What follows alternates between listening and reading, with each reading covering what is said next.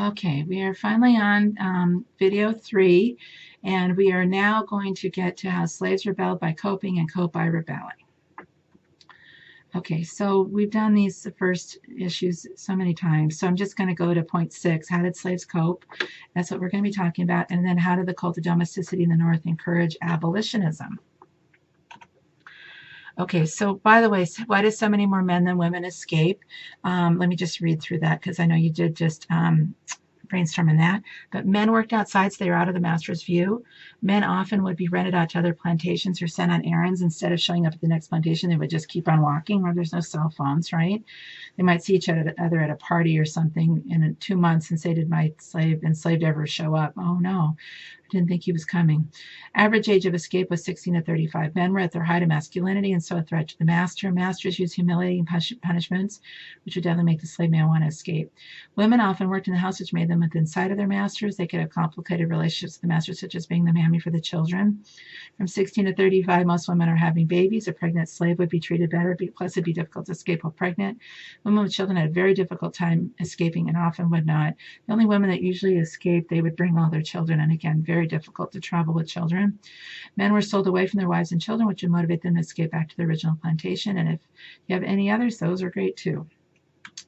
Okay, so slaves coped through religion, stories, songs, passive resistance, some revolts, and escape. Now, before we get into all those reasons, we're going to do a little bit on what's called the history of history. You don't need to take notes on this, but what you need to know is if you ever decide to become a history major, which I hope a lot of you do, we have an incredible department. Historiography is something you would need to study. So after the Civil War, the main historian on slavery was Ulrich Phillips, and he basically was a racist. In the 1950s, Stanley Elkins wrote, and he said that slavery creates an infantile dependent personality. He was not considered a racist. He's blaming slavery, but he does say that they're supposedly infantile dependent, which we will find out absolutely not. 1970s, we have the Civil Rights Movement, so we have people like Albert Roboteau and John Blassingame. Albert Roboteau says that slaves developed their own way of coping, which is something we're definitely going to be talking about. And then John Blassingame is completely from the slave's perspective. So what we get during the civil rights movement is we get books and an interest on what it's like from somebody's perspective besides white male, like presidents or whatever. So here is a book about slave quilts, African art. So remember, a lot of the Africans, they'd come over with incredible skills and bring those skills and do artwork or different things for the homes. They were her property. So we also start talking about female slave owners, white women as slave owners. This is one of the most interesting books, so I think this is an African-American female perspective. So Elizabeth Keckley was the dressmaker for Mary Lincoln. I also believe she was the dressmaker for Jefferson Davis, his wife, who Jefferson Davis was the president of the Confederacy. So think about who else would be in the bedroom of the two most important people in the United States. It was this African-American woman, Elizabeth Keckley, who was a free woman who was a dressmaker. Okay, so we're going to take a look at religion. And with the enslaved, they would sing these songs that were religious, but they also had a very strong message. So here the enslaved are comparing themselves with the Jews who were slaves in Egypt's land. And Moses, we know Moses, Harriet Tubman called herself Moses. They had a great, affinity for Moses, great understanding and love for him. So what they're doing is they're saying, let my people go, right? And if not, I'll smite your firstborn dead. So here they're singing this. They're, out in the fields or in the home or whatever, singing this. And it's actually a pretty radical, song saying, let my people go, right? And if you don't, your firstborn's going to die. Right? And they're comparing the white guy to the Pharaoh, right? It was the bad guy. So how would slaves gain comfort or inspiration from this song? So, you can take my examples, but I'm sure you'll come up with your own. Okay, this story, you can find this in the reading, but I need you to read through this. It's really good. It's called Melitus. And regarding Melitus, how would slaves gain comfort and inspiration from this story? Here's another one called The People Could Fly. This is not in your readings. This is just here. So make sure you read through that. Right? And these are stories that the enslaved would tell each other. How would they gain comfort and inspiration from this story? Okay, this story, this song I'm going to explain a little bit. I don't ask you a question about it because it's a little different. But Jimmy Crack Corn was a super famous song. But what it's about is, again, kind of rebellious. What they're saying is that this master is on his horse and the fly bit the horse and the master fell in the ditch and died. So again, you're out there, sweeping up or whatever as an enslaved and you're singing this song. Well, you're really singing and hoping your master gets on the horse and gets, thrown into a ditch, right? Okay, so now there's going to be 3 slides on passive resistance. So passive resistance is not saying directly, I hate you, I want you to die, right? It's doing something, or I'm not going to work for you, right? It's doing something kind of undercover, all right? So take a look at all of these slides. You can slow this down, obviously. And you're going to, again, take 3 slides and explain how these are passive resistance. Okay. Now, we're going to talk for a minute about revolts and some not so passive resistance. So Haiti is going to be our first successful slave revolt. And the more I learn about this, the more complicated it is because there are, mixed people that are kind of on the wrong side and whatever. But the main point is that Toussaint Louverture was, involved in some voodoo, and he believed that he was supposed to rise up against the whites, and so they took over for the whites. They killed a lot of people, and there's a lot of rebellion.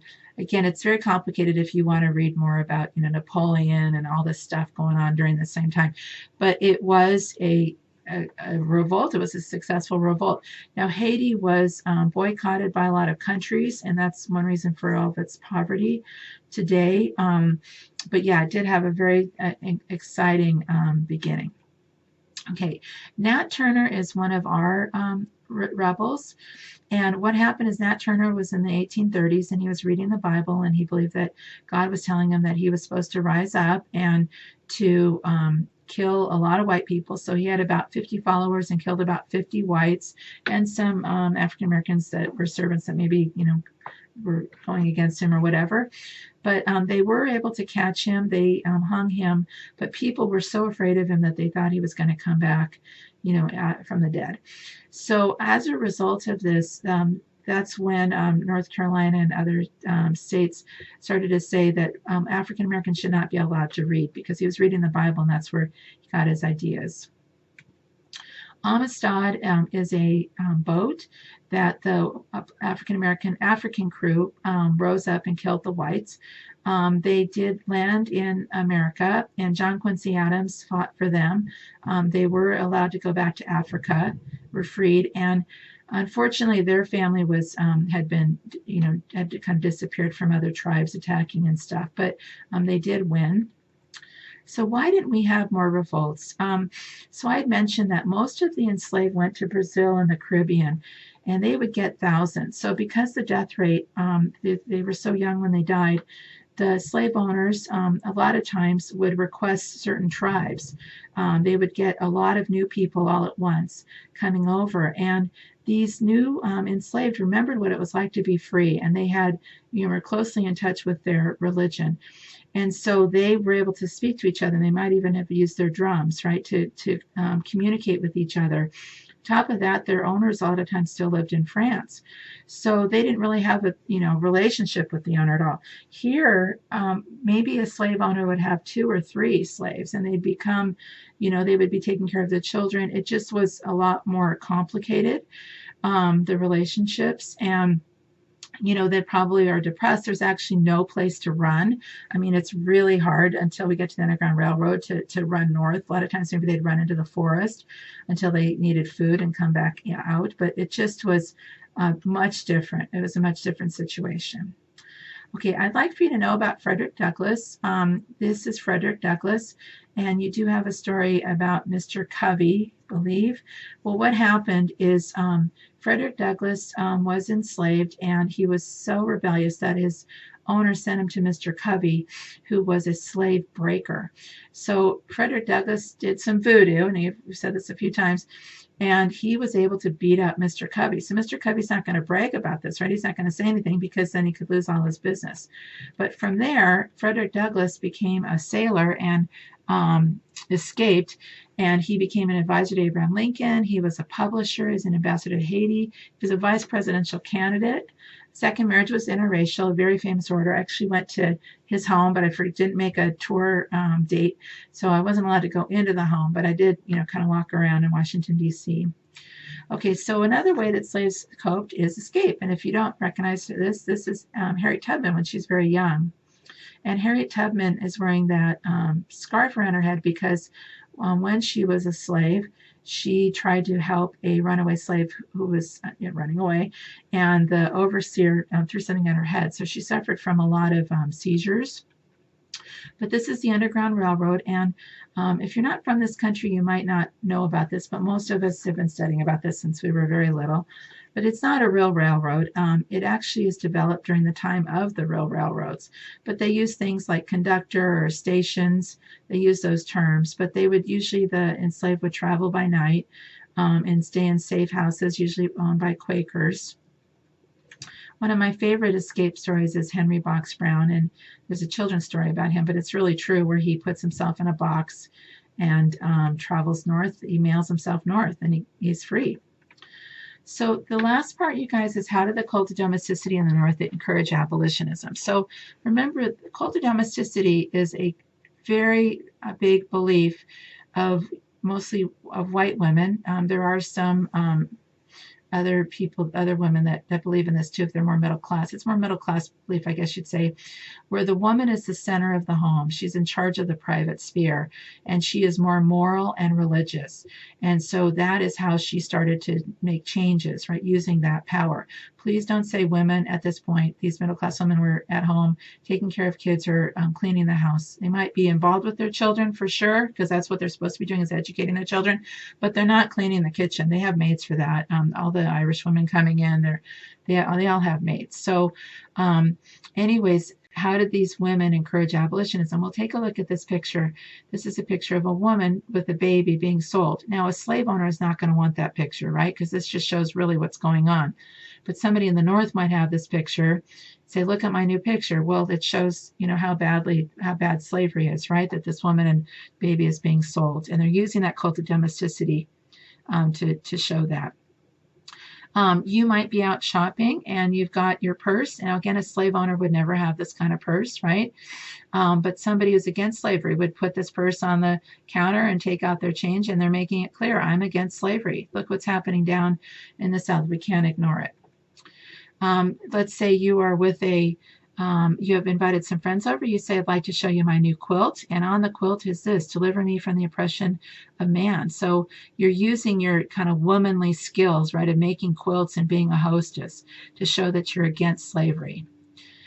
This poem is very important. Lucy Larcom was an important abolitionist. But what she's saying is that she's weaving, but that these women in the South are haunting her, these enslaved.